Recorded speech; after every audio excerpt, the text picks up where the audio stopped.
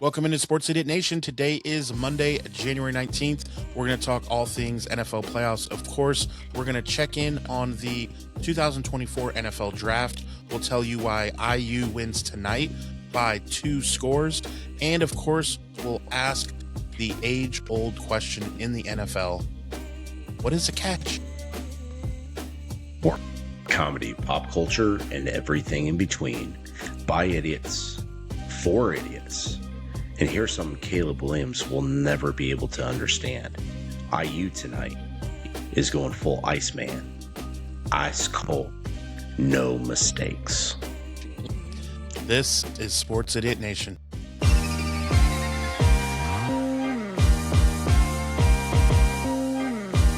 Sports, comedy, pop culture, and everything in between. Welcome back, sinners. This is Season 2 of Sports Idiot Nation.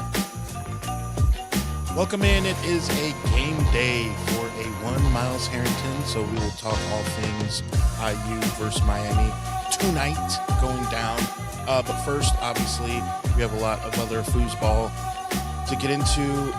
I am still soaking up the idea that either the hated Rams or the hated Seahawks are going to be playing for the Super Bowl in Levi Stadium. It's okay. You mispronounced sea chicken. It's a sea chicken. Yeah, it's going to be okay. It's going to be okay. I'm highly annoyed, and I am never been more for the AFC in all of my days. We'll find out how they got there. So let's start with the weirdest. Let's get fast forward right to the catch. So the Bills, that the game was insane. It was just what you wanted. It was the Denver defense and Bo Nix and all this against Josh Allen. And yes, that was superb. But I want to, and we'll talk about more stuff with the game, but let's go right to the catch, because here we are again in 2026 asking what a catch is. What did the NFL get this right? So 5 years ago, we were asking, what is a woman? We're still asking that question. So I assume 5 years from now, we're still going to be asking, what is a catch? That was totally unbelievable. And I will admit it because the in-laws and the outlaws and the bylaws are flying in, flying out. And my life is just chaotic right now. I can't say a mess. Yeah. My life's never been better. I bought a brand new house that's spectacular. I have a boy. The boy is coming in a few weeks. So everything's going on. I watched every snap of that game. Guess to when? Overtime, of course. So I missed every snap of it. Now, obviously, I saw what happened was, you take a snapshot. It's like the guy's on the ground, has control. There's contact being made. He's down. It's a catch. It's done. We're done. No matter with this. what happens, it's over. No matter what happens after that. Yeah. T Swift, it is over. Yeah. It's over. So I don't understand why it's like, well, but if the ball comes loose, like I see visions of Megatron, Calvin Johnson in Chicago, where he takes a catch and makes the Giants. I was in Miami when that game happened against the Packers. I'll never forget watching that one. No, Miami. I think we'll talk about Miami here in a little bit for other reasons. But sure. in my mind, I see it. If I see the snap, when I see snap, not the snap taking the football, but the snapshot, and he's down, and he's got contact, and the ball's in every part of his body, he's got it. He's down, right? But then you watch it live, and you're like, I don't know. And then, of course, you review it, and the ruling on the field is upheld, and it's all subjective, but New York sees it differently, and they can overturn it. No idea. So that can also be the beauty of the game. It just becomes subjective. At the end of the day, I feel like it should have been a catch, and this should have been Buffalo's game. Probably, but kind of being biased, not that I'm cheering for the Bills necessarily. I actually did want the Broncos to win, but the snap, the other snap, not the snap, but the snap of the ankle. is why I now wish Buffalo won the game, because the AFC title game would be a hell Be a of a real lot game. better. So And it might be an AFC team that have a shot to win the Super Bowl, but I don't know. And we'll get to the Patriots here in a minute. I don't know. We'll see. That's foreboding, foreshadowing, whatever the fours are, FORE, mind you. But man, what a disappointment that the Broncos had to win and lose my boy Nix. So here's a stat. Jeff Hostetler in 1990 filling in for A1 Phil Simms. Same situation, and he had started 5 NFL games. 5. Guess how many Jared Stidham has started? 4. 4. I knew this one. So we've seen I was this. in the survey. We've seen this Never before. kind of. Now, I do think that Jeff Hostetler has proven that he was actually a decent quarterback. Wait. Ask me who drafted him. Hold on, because I may know this one. No, Nope. You're supposed to ask me. You ask me. I who know, drafted but him. I may not need to, is my point. And nope, I do need to. I don't know. I don't know who. New England Patriots. New England Patriots drafted him. Again, the team he's Well, there playing you have against. That's who drafted him. Oh, I thought you meant Jeff Hostetler. No, Jared Stidham. Yeah. Yeah. I thought you were just being weird autism sports guy. Who drafted Jeff Hostetler? Carry on, Adam. Yeah. Continue with the show. So I just think, yeah, it's definitely frustrating, because as a football fan, as a football purist, you want like full strength mano a mano situation, and already the Broncos are getting like 5.5 points at home. Like already, I've seen like 4.5, 5.5. My dad was like, it'll probably be 7 by game time. My dad, the better. Yeah, right. Christ be with the Broncos. They need multiple blessings. Praise be Denver, or praise be? Yeah, praise be. Oh, it's the Holy Spirit working overtime this week in Denver if they're going to win. My friends call me you're Rexon. higher. You're higher than Giraffe's nuts in downtown. That thereof, 5280. If you think Denver's going to win this game, if they do, my God. So, Adam, can we get there yet? Can we talk about the Denver defense in that game compared to? Well, I know we haven't gotten to the Patriots game yet, so I don't want to get too far ahead of ourselves. But goddamn, the Denver defense and Vance Joseph got exposed by Buffalo, and they still managed to win.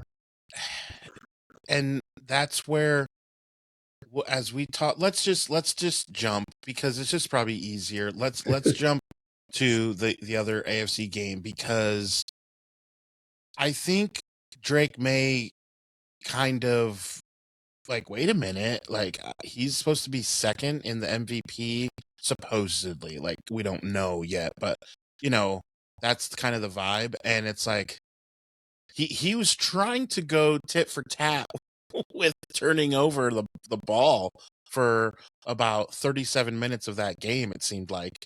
Finally, he said, nope, CJ Stroud, you're on an island. You're by yourself turning the ball over. But Drake May was kind of racist of you. Very racist of you, my gypsy. Whoa. Drake May. Separate but equal. Like separate. We were equal for a while, then I'm separated. I was separated, yeah. He definitely was like, I will be very, very much obliged to go one for one with you on these turnovers, because he was not looking good. He made a couple plays. That throw to Butte, that was all Butte, not him. I mean, he threw it, but it was more about the catch. And B. Davis on Facebook, friend of the show, he's been on a couple times, he said, can you imagine if Jalen Hurts threw that ball and A.J. Brown dropped it? They'd be like, see, He can't throw the long pass. He can't, it's just Fair so point. crazy how the game goes like that. And it's like the Patriots did not wow me. Like, they just And didn't. It was more about but Houston being exactly what we it's the thought. definition. Exactly. This is the definition of this season. Yeah, No team is really that good. No team is it's that good. The other unreal. team will allow you to the opportunity to win the game. And that, I mean, I think that going back, I want to go back. I want to go back. Buffalo, Denver. Like that was the game. And I told you, Adam, I told you for 3 quarters, I was like, this isn't good football. And then snapped the finger. It was magical. Magical at that moment. It turned to really, really good football. And this season is so bipolar. And kind of to that point, God, what an amazing season. And now we've got 4 of these MFers in the conference championship games. Now, I'd be all about Denver, but of course, my boy Bo is not going to be there. So it's like, man, what a clunker of a landing. Like this was such a great flight. We did everything. And then we dropped the wheels coming in for the landing. And yeah, one of them's turned 90 degrees. We're going to have to make an emergency landing. We might have to do a barrel roll going in. Do a Like this barrel is going to roll. be such a terrible, terrible ending. Slippy. It's not much of a prediction here, but it's going to be a terrible, terrible ending to this season. So let's jump to the NFC real quick, because you talked about, this is why I want to do it right now. You talked about all of the teams left looking like not really showing you anything. And this is what I want to say about Seattle. Now, this is going to be weird talking about these games because as a Niner guy, I have to talk about the Rams and the Seahawks. I do know a lot about them. I just do, because Yeah. I follow them. I do. So one thing I will say, the one team that is left that truly has shown, and this is what I sent you in the group chat, is Seattle. And here's what I have, and here's what I want to go over, is their schedule. Now, any team in NFL history who loses week 1, I can't think of a single team who would lose week 1 and not get a pass, as far as that was September 7th. You think any team in NFL history is the same team that they were September 7th? The Niners were more at full strength at that point. It was a good back and forth game. They lost by 4, last minute touchdown to Jake Tonges, who got injured, of course, in the game a couple days ago, of course, as most Niners do. But they lost that game. Then they beat the Steelers. Then they beat the Saints and Cardinals. They lost to the Bucks 38-35. We talked about that game It's on a this great very game. program. That was It a was a very great good. game, and it obviously could have went the other way, obviously, when it's 38-35. Also, it was October 5th. If you think that defense now is the same as what it was October 5th, I have a nice pie in the sky to sell you. So then, You could scale it too. You could just weigh it. How then much they does beat. this pie weigh? If you can guess it within 2 grams, it's for free. Then get this: they beat 2 pretty decent playoff teams back to back, Jaguars and Texans. Then they beat the Commanders. Everyone beat the Commanders. They beat We're the so weird to Cardinals. hear that. Jags and Texans, great quality wins. Yeah, and you know that to be true though. Then Yes, I they do. beat the Cardinals. They lose at the Rams, where Darnold does have a dud of a game, and they still only lose by 2 with a chance to win at the end. So they What lose was the score of that game 21-19, again? 21-19. Oh, defense. Okay. So Yeah. the Yeah. defense starts going. All right. Then they beat the Titans. They beat the Vikings 26-0. They beat the Falcons 37-9. They barely beat the Colts. That one was a laugher because that was Phillip Rivers, and it was like, what are you doing? How can you only win by 2? But they did, and then they have not lost since. So their last loss was at the Rams. So, I mean, when you look at it, they lost to The 49ers week 1, that was, okay, they lost to a good Bucks team at the time. The Bucks were very, very good at the time, October 5th.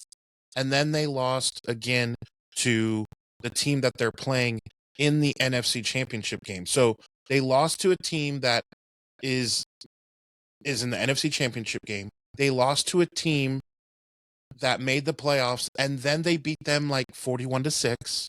And then they lost to a really good Bucks. Then they lost to a really good Bucks team at the time by 3 points. Now, if you ask me, the team, sadly, who has truly shown throughout the whole season that they are it, is the Seattle Sea Chickens. It just is. And so I think they find a way at home to beat the Rams. I was really hoping it was going to be the Bears. Let's talk about the 49er game real quick. Here's what I want to say about the 49ers. This is a good one. You're going to like this. So Patrick Mahomes, here's a guy. Patrick Mahomes, when he lost the Super Bowl against the Tom Brady's Buccaneers, in that game, he sideline to sideline ran for over 400 yards, running for his life in that game. In the game, now fast only forward. 53 yards. In the game, with that, think about that real quick. That's insane of a guy running for his life. Brock Purdy ran for 413 yards in this game. Now, if it was forward, as Kenny Mayne would say, that would be a record. But it was not. Johnny Dell fed you that stat. There's only that's No. only a Johnny Dell stat. He did the math. Because I know your ass couldn't. No, I'm telling you. So that is insane. You are not winning a single football game. You are not keeping the game within 2 scores. You are just not. I mean, the game got out of hand right away. Special teams touchdown. Sideline to sideline. Sideline to sideline. First, the game was over in 13 seconds. Yeah, kind of Seattle like didn't have to score after kicking off. The Seattle Seahawks are the Indiana of college football. Well, no, Yeah. I mean the NFL. I don't know what I'm talking about with Indiana. But hey, here's Brock Purdy going back and forth. CMC, you got a knuckle jam, sir. You're going to be sidelined. You're going to see it like spiraling. We're spiraling here. This will still be looked at as a season of how many NFL teams. I want you to pick at random. I want you right now to pick at random. We're going to do this real quick. Pick at random a playoff NFL team that made the playoffs. 3, 2, 1, go. 2002 Tennessee Titans. No, from this year. Oh, this year? Okay, just pick a random one. Who made the playoffs? Okay, well, so I have to go with someone the San Diego Chargers of Los Angeles. All right, so let's do this. All right, this will be fun. So let's pretend that for half the year, this will be good because it's Trey Lance. For half the year, let's say you had to have Trey Lance start. All right, then you have who's your number one? It's not McConkey. Who's your number one receiver over there? The Chargers. I mean, are we going to the Chargers? Who is the number feels one? like Keenan Allen. I know, not right? Keenan Allen anymore. No, it's not. But who is their number one? It's not Mike Williams anymore. I don't even know. I gave you the team. You're supposed to give me everything else from it. You told me this is your fault. But no, that's fair. But let's go with this. All right. So no number one, and then their number two would be like McConkey or Keenan Allen. He's gone for half the year.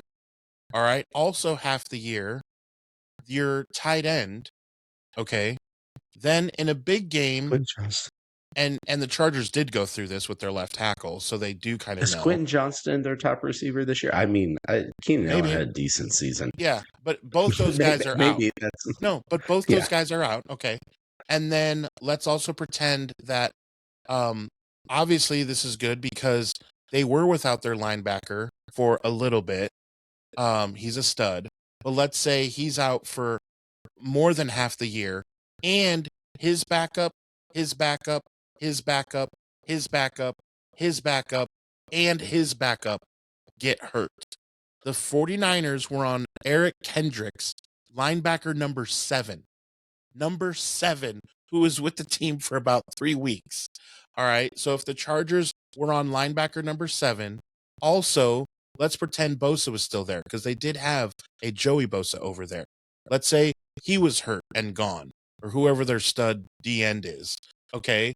I mean, there is no team in the NFL. We're doing it right now with the Chargers.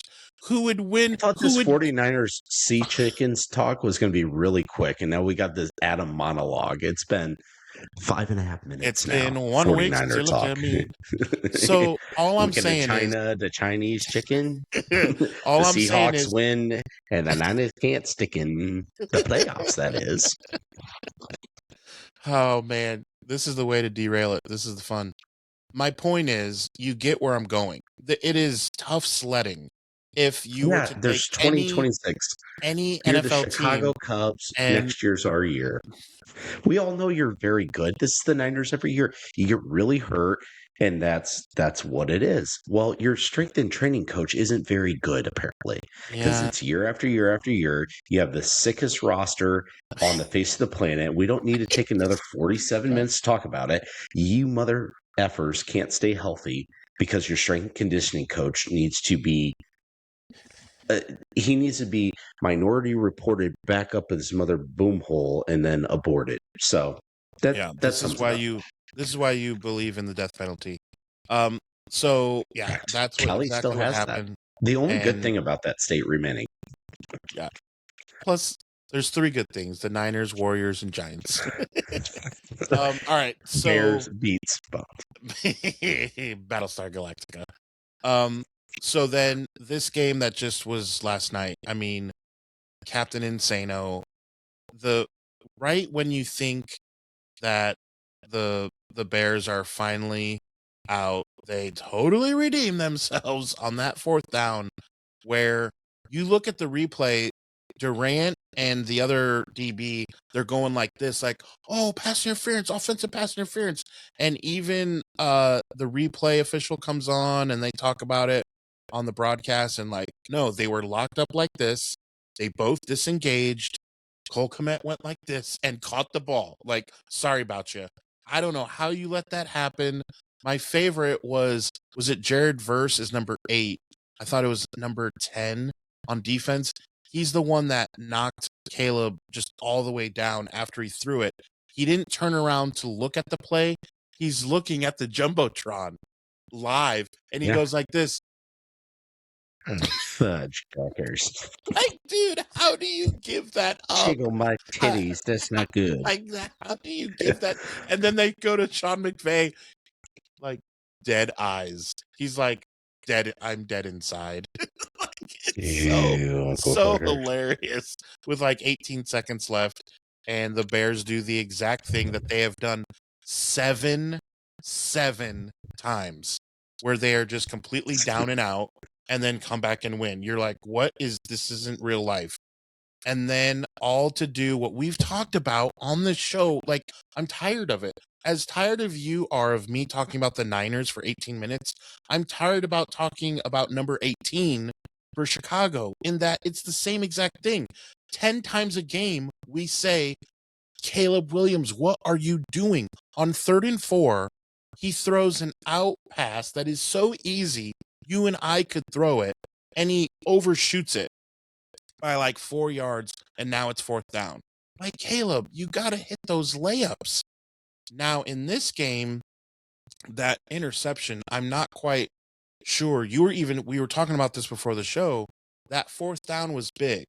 It was like 4th and 1. He snuck it. It was great. The camera pans to him, and I'm like, oh man, he is locked in.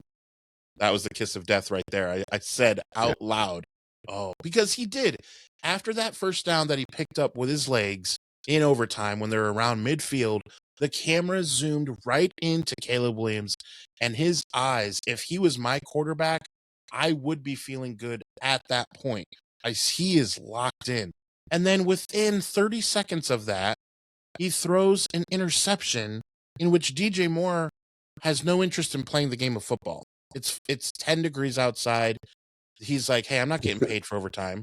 I'm just out here running. I'm just not going to complete the route, not going to go for it. And it's intercepted. First of all, why are we throwing the ball 30 yards downfield when we're like 11 yards away from a field goal to win it? This is like after the Rams already had it. You 3-and-outed them. That's amazing.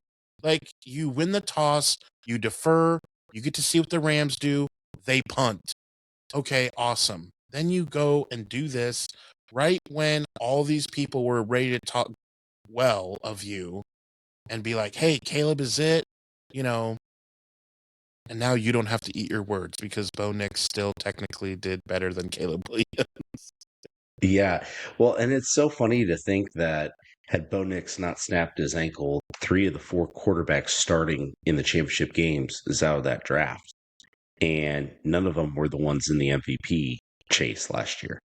That was obviously Jayden Daniels. And so many folks already talking, oh man, 6 quarterbacks taking the first 12 picks, and almost all of them are duds.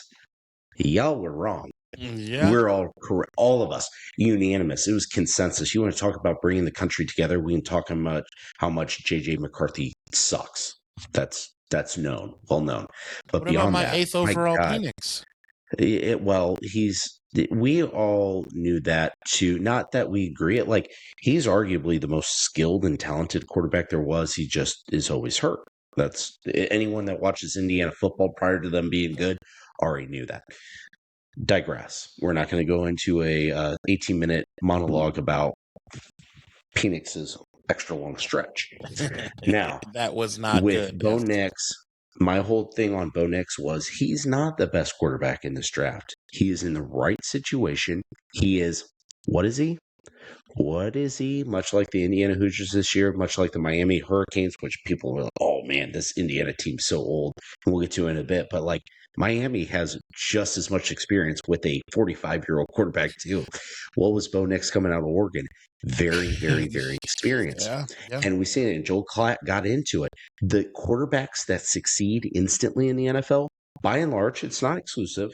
Obviously, there are exceptions to the rule both ways, where they're young quarterbacks with not much college experience do have some success very rarely, and the other way, the experienced quarterbacks, they're just not good enough. But by and large, when you choose to stay in college and you get in the right system, you're drafting the right system, you do damn well. And that's exactly what Bo Nix was with Auburn, Oregon. He was an age. Brock Purdy at the Forgotten State. Now, actually, he's an adopted Penn State quarterback now. You understand my reference with Campbell taking the entire Iowa State team over to Penis State. Anyways, what did I say? What did that come out of my mouth? So the fact that you have Bo Nix, and then you obviously Caleb Williams, who is going to be the next generation bipolar quarterback who makes his most spectacular plays and the dumbest plays you can imagine, which is exactly why I wasn't buying into the hype. We knew he had the talent. I knew it. We all knew it. We talked about it. Yeah, we've seen it. And then the biggest question mark of that draft was, what is Drake May going to be? I think we know. And being, without question, the second best quarterback in Patriots history at this point. Yeah, I'm saying that. Second best quarterback in Patriots history. Tom Brady wasn't the only very, very good quarterback the Patriots have had. One, Drew Bledsoe and company would be very upset. Drake May is better than Drew Bledsoe, and I don't think it's even close at this point. They made a Super Bowl with him. Well, really two, because that Super Bowl, don't forget, Super Bowl 36, Tom Brady's first one. Drew Bledsoe came back and played that AFC title game and kicked Pittsburgh's ass, and there was a debate who was going to start the Super Bowl, either Bledsoe or Brady. And I'm telling you right now, this Drake May kid is different. He's something different. And I wasn't saying he was going to be bad, and he's just good. We've seen the Mitchell Trubisky project go up in flames talking the other North Carolina quarterback, and that's why I bring him up. But we're seeing very fast. That draft class went from dud to stud collectively very fast. So let's go over that. So who went? I need your lock in with the autism. Who went first? was Caleb Williams. Oh yeah. Okay. Should have been the Carolina Panthers gave up that draft pick. DJ Moore, who didn't run the route and cost his team a chance to go to the Super Bowl. Could you imagine how good the Panthers would be right now? Yeah, if they had McCaffrey and Wayne. Oh, Wayne, look at me, Wayne. which we're definitely going to make fun of Wayne later tonight. If remember, if IU is over 51% in the stadium, we don't need to win the game as long as we have a bigger presence. That's all that matters. Yeah, to be able to say gotcha, because he doubled down. He was like, "Oh no." So yeah, we'll see later tonight. We'll get into that later. So all right, so we had Caleb Williams go 1, and then who was it? So I believe then 2 was Jayden Daniels to Washington. Yes. I got to pull this back up to confirm it. And then Drake May was your New England pick. I might be interchanging those two, but I'm pretty sure Washington was 2. Yeah. Man, it's crazy to think that that Boston was that bad at football, that they had the opportunity for that pick. Like, just you don't think of New England being that bad. And then number 8 overall, we know, of course, because we make a joke of it. So I finally got it pulled up. I nailed it. Caleb Williams 1, Jayden Daniels 2, Drake May was 3. Wow. And then you had, can't believe Marvin Harrison Jr., remember that guy? Yeah, you drafted him on your fantasy, and I made fun of you. Yeah, and he actually still he came in clutch when he needed to. So then Michael Penis was number 8. Yeah, not J.J. McCarthy. No, it was J.J. McCarthy at number 10 in Minnesota, and then Bo Nix. I do remember he was number 10. God, what a pathetic decision that was. Wait. So Bo Nix went when? Was 12. He was the last of the 6 at 12. So it was 6 in the top 12. You're telling me that Minnesota had a chance to get Bo Nix? They did not. They did. They had the chance. Yes, that's what I'm saying. They had the chance. Yeah. Wow, they went with J.J. McCarthy over Bo Nix, who had a half a good year at Michigan. Like, he never did anything at Michigan other than what Russell Wilson should have done in that Super Bowl. Just, hand it off. That's all he did. That's all he did. Man, MVP of handing it off and having a great. He mustered up a great defense, baby. Yeah, he was a mighty good clapper out there. I mean, yeah, just no real hate on J.J. McCarthy, but come on, when you watch the games, he wasn't the reason. He wasn't the guy. He wasn't the catalyst. Like, I'll even take who played last night. Blake Corum. Like, Blake Corum had more to do with, and he's like 5'8". Like, get out of here. So, okay, that is a decent little stat that already Drake May, Jayden Daniels, and Caleb Williams was a second away from all of them playing in a champion in the Final Four. The respective Final Four and this year, because obviously Washington was there last year. Yeah, and it's that's pretty remarkable. 3 because Bo Nix, he took his team there. He won't be playing, but he got him there. But I'm saying just even in the top 3, the top 3 was Jayden Daniels, Caleb Williams, and Drake May. Just those 3 right there already. Now you throw in. It's tough to throw in the rest of the class because Michael Penix hasn't done anything and J.J. McCarthy hasn't done anything. So then you just have to randomly grab a Bo Nix. That's why I'm saying those first 3 dudes to already be at that level. I will argue, though, Michael Penix did win an NFC South championship for the Carolina Panthers. By losing. Touche. By losing. What is that meme that I think it was Tampa or someone in week like 15, there was a shot of like someone telling Baker, all right, just go win the whole thing. And then he proceeds to knock that same team out by it was New Orleans. Yeah. Like, that is wild to me. Like, okay. The NFC South. That should be on HBO next year. All right, Yeah, so viewer discretion is strongly advised before allowing your child. I don't want to don't allow expose your my kids. children to the Yeah. NFC South. Don't allow your kids. Um all right, so um the NFC is annoying because I bragged about the NFC West and it couldn't have gone worse.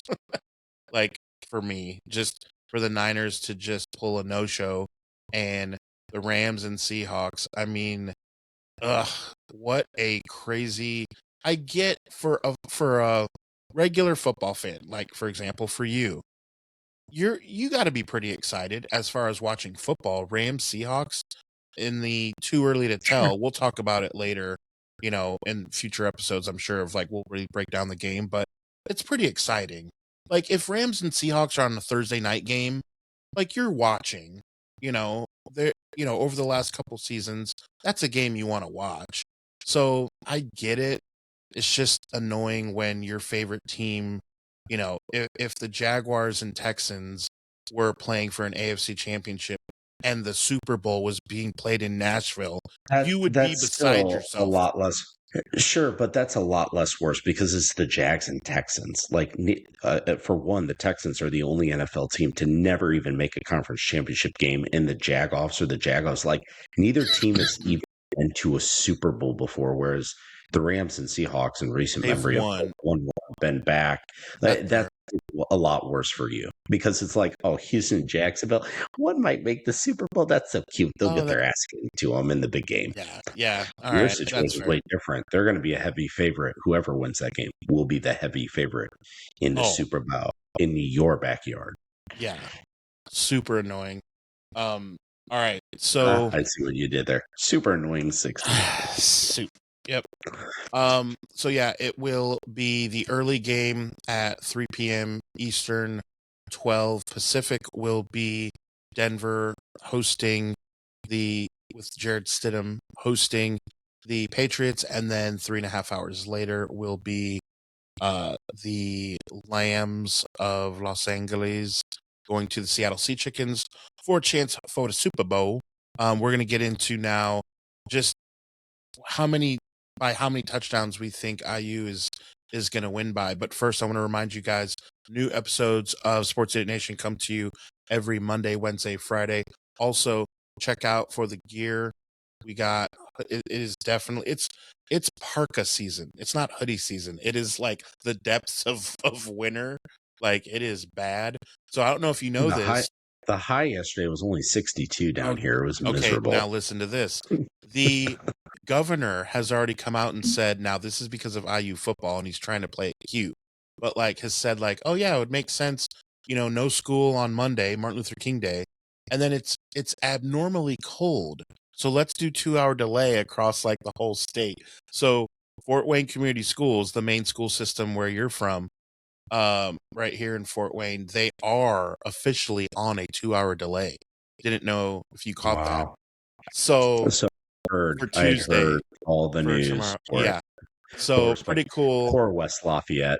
You win or lose, like they'll be happy if we lose, but guess what? You got to delay because you had to watch. You had to watch Like, what's that meme? Like where you like take the guy's the eyes. bird box. Yeah, The bird yeah. Like, box meme. look at this. Would you look at this? So, all right. What is one thing? It's down to the nitty gritty. We're in a few hours away from game time. What is I'll be honest, I am truly not nervous for you. I am not. I am so confident. I am the 49ers versus the Chargers when Steve Young threw for like 6 touchdowns. That confidence of Deion Sanders and all those guys on that team. I am that type of confident as I was for the 49ers as I am for your Hoosiers. But what is one thing that you want me to keep an eye out for Miami that they do well, or that you're like, this could be the X factor to pull it within 10 points? Yeah, so it'll come down to their ball management. A lot of the talk, well, it's two factors that get talked about a lot. So I'll talk about Say, the dangle second them like thing this. that's I talked say, about. Yeah, Dangela, ball the control. ball management. My Yeah. ding-a-ling, So my can ding-a-ling. they establish the run is what it comes down to completely. Their defense will do what their defense does. They have their strengths inside the box. They are weak on the perimeter. Simple as that. And we can talk about that, what IU needs to do to exploit their D. Fine. Can IU keep Fernando Mendoza off the field? That's what it comes down to. Plus minus 120 yards rushing. If Miami is below that, they're in trouble. If they're above that, they're in good shape. What is, and I said this for the Miami Ole Miss game, it's going to be very true for this. What is the time of possession for Miami? And let's not forget, Miami had the ball for almost 40 minutes against Ole Miss, which I said they need to be 35 minutes plus to have a chance to win. They're 40 minutes and still survived. They've got, it's a That's not mountain to happening climb. against IU, dude. It's, It's not. it's, if IU shuts down the run, it's over. It's lights out. Yeah. Put your sweetie to bed home early. I don't. If that's the thing that you're gonna bring up, then I'm even more confident. Like, the IU defense, I think, is, you talk about like being fired up. I don't think there's anything else to be more fired up for. Like, honestly, I wish you still had CJ West. He had a sack. He did have a sack on I Sam know. Darnold. Oh, trust me, all 6 of my IU chats lit up the moment like anything happened. Oh, CJ West, and that, I think it was still a 2-score game at the moment, but Seattle was driving, and I saw that. I was like, oh, did he get a strip sack? Or the Niners back in it? No, it wasn't. It just, he had a moment. He had Oh, a yeah. moment, His second and it's career fun sack. because see, and of course, this is something that we were eating up, as you mentioned, second career sack. Where was his first? You saw it in Indianapolis. Yep, I saw it live. We are live. Brent Musburger. So if that is your X factor, if that is your like, well, here's what could happen. I just think that that defense, and here's what I also think: Miami will get pass happy because they're like, oh, we can't run the ball. We like our guy. We like Beck. So Miami will say, hey, in Beck we trust. And I don't think it's going to work out. They have the beer goggles on when they look at Beck. We are just normal and sober when we look at a guy like that. And I don't think you want him throwing the ball 35, 30 teen times. And that's where I think it'll come, that opportunistic defense that the Hoosiers have is just crazy to see against Oregon. It was unreal to see what they did. I was just literally in awe. Just like I'm watching a real miracle. I'm watching a baby deer get born. Like, I'm just like, something I've never seen before. It was unbelievable. Dude, it's so funny too. Like thinking about this Indiana defense now, led by Bryant Haynes. You got to remember, I was there at IU when both Bryant Haynes and Chris Schuler were GAs. I knew them both, and at the time, they both knew me. Like a future head coach in the NFL who might be a head coach in the NFL next year. He and I threw some back multiple times on Kirkwood. Those nights were the ones that you remember, but you forget. So he probably doesn't even know my name anymore. But we all looked at it when those two were there, and we knew they were both special at that time. But we all thought Bryant Haynes was the better football mind. And Bryant Haynes has shown he's the best defensive mind in college football right now. You want to argue IU is the best defense or whatever, but there's no question the best defensive coordinator. But now you got arguably the best defensive coordinator in the NFL too. And both were GAs at a 5-7 IU school a decade ago. I experienced both those. And like you put me in the room with both of them, which has happened before with other people. And it's like, yeah, these guys are going to dominate the industry in 12 years. Thank God one of them's at Indiana during that. It's wild, man. Like that is a moment. That is something to look back on and think like there are some really special people, and it's very tight knit. I get that, but it's like man, this is really cool to see that I got one playing tomorrow night. And yes, I hate the Rams, but the dude might win a Super Bowl and the other might win a national title this year. And I worked with both of them. And you're stuck on a podcast with me. So I don't think we're like, there's a Seinfeld bit that he's like, I don't like to ride a horse. I don't know how to do it. When they find that out, they don't give you the same level of horse as the other people when you go horseback riding. So you're on this thing looking up at the other people. Hey, I don't think we got the same kind of horse here. And that's you in regards to how your luck turned out compared to the other two people. You're looking around, looking at me. Hey, I don't think my life went the same way as these defensive coordinators. It should be me. You never know. Hey, it is young. I'm younger than both of them. You're not, but I am. We could turn this around real fast. Yeah. We could be the Kurt Signettis of podcasting. We're at the IUP level right now. We got that head Google coaching us. slot. We hope you Google us. I know I might. Yeah. We hope you at least follow us on social media. All right, let's get you out of here on your score prediction. So I'll start first. I think IU drops 38, and I think they give up a late score so that it is 38-20. So that's so funny you say 38 because I just saw the video the other day of a linebacker from Miami who blew up last year, Fernando Mendoza. Because don't forget that Cal and Miami are in the same goddamn conference. So Fernando Mendoza not only is from Miami, but he played Miami in a conference game last year, and he got blasted. And that was a Cam Ward game, and Cal lost. But I'm looking at that and like all these Miami people like, yeah, we got Mendoza's number. UMFers gave up 38 points to Cal last year. And that's why I bring that up, because you said 38. And I was like, well, I'd love to drop Mendoza drop 38 on him again. Because if we score 38, we win it. And we're winning comfortably. I don't think we're going to score 38 points. I've got too much respect for Miami. And of course, I'm the ultimate pessimist. I do feel confident we're going to win the game. And you asked me about what to look out for that keeps Miami in the game. Now I need to tell you why Indiana wins this game. Miami obviously has a very strong front four, but a lot of it's getting overhyped from what they've been able to do to get here. You beat Texas A&M on the road. That's cute. You scored 10 points. And A&M, guess what? They weren't that good. Ohio State got broken by IU. They had a month off. And guess what? They had no business playing that game, at least for the first half. Ohio State, once they woke up, they controlled that second half. Miami got a good stop, credit from that, and they established one drive in the second half, and then won them the game. Miami deserved to win that, not taking anything away. But guess what?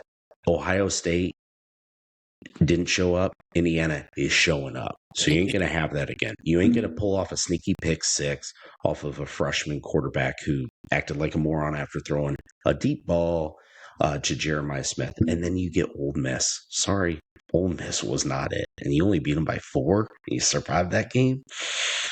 Man. And now you got to play your 4th game when IU is a little bit more fresh. Both teams a little banged up. We get it, got it good. It's late January. Most teams aren't used to playing 16 games in a season. But you suck it up. But what IU can do, and have to do it early, is get the ball on the perimeter.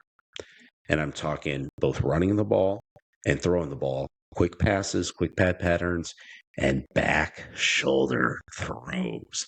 Elijah Surratt can have a huge game. And I'm saying like averaging only about 8 to 12 yards a catch. But this dude, especially with Xavier Lucas being suspended for the first half because that BS hit against Ole Miss, and I say BS, his hit wasn't BS. Him getting ejected was BS. If he gets targeted 20 times, I wouldn't be surprised. He's going to have 13 to 15 catches. And he might only have like 100 yards, a little bit more than that. But it is going to completely dismantle Miami's, I almost said Ole Miss, by Miami's tempo defensively, if that makes sense. And then that's going to open things up in the interior. So that's what Indiana is going to do. And it's going to cost Miami because their secondary is / suspended and beat up. and they're young. Miami's experience and age and talent is in the interior. We're not going to let them have it. And if you get in their head early, they're going to fold. Let's not forget, they still lost to Louisville at home. They lost in my backyard at SMU. Decent teams, not great teams, neither are Indiana or even close to Indiana. Indiana just has to play smart football. Indiana is smart football. It's one of the smartest teams in college football history. They just go out and do that and don't listen to any of the noise. They don't try to choke it up the middle early. IU's going to be fine. Low-scoring game because I think IU's fine with doing that because they know we're just better than you. I think a lot of field goals are going to be kicked. And I'll never forget when you said field goals aren't going to win this game. This game, field goals will mean a lot. I think you got to play it like an NFL game where you got to take the points and not get too risky. With Sig, he learned a lot from last year. He tried to play too conservative this year. He's trying to play risky. Take the points. Miami's not going to score a lot of them. Field goal game, 23-13, Indiana Hoosiers. So Hoosiers still by 10. All right. So you heard it here first. We both think they'll at least win by 2 scores. So that's what we're looking for. Also, we are looking for IU to cover the field in a sea of red so that we can call out Wayne Diesel, who said that Miami will have at least 50% of the field because it's at their home stadium. And that's just not how the tickets work. And Miami people have other stuff to do, like go to the nightclubs and just do nightlife stuff and not worry about sports as much. Whereas Indiana, where it's 1 degree outside, they do all want to flock to Miami and go to the game. So that is what has happened. I've already seen flooded on my timeline that tons of people, even yesterday, in the day and over the weekend, that people just took the weekend, went to Miami. They're going to the game, obviously. It's going to be a sea of red. It's going to be fun to watch. Hoosiers by 100. Let's just do it. So we'll wrap up the college football season probably. We'll grab TI. We'll see who's available, and we'll go Wednesday, and wrap up college football. Hopefully, you will be in a very, very, very, very good mood at that point. Because, dude, can you imagine coming all this way just to lose the Natty? Like, I can't even imagine. Like, what if We're 9 guys in a get good injured? spot program. It's fine. We'll win the national title next year then. And then we can. And we will. Our team's going to be sick next year. And there's a path where we can actually be better next year. Just saying. You didn't think it this year. I'm just saying. We've built a there's monster a path. in a 1 miles. If we win tonight, there is a path to win back-to-back national titles. And it's very feasible. Well, you'll get the recruits and stuff, right? I mean, we already got them. The most skilled wide receiver for IU is currently not playing in the national title game, but will play for us next year. And actually torches for a half. Just saying. We'll talk more on that later. All right. Stay tuned, I guess. Reminder to follow us wherever you get your social media. Also, hit the link for your hoodies and parkas. Not literally. New episodes of Sports City Nation come to you every Monday, Wednesday, and Friday, which means we will see you Wednesday.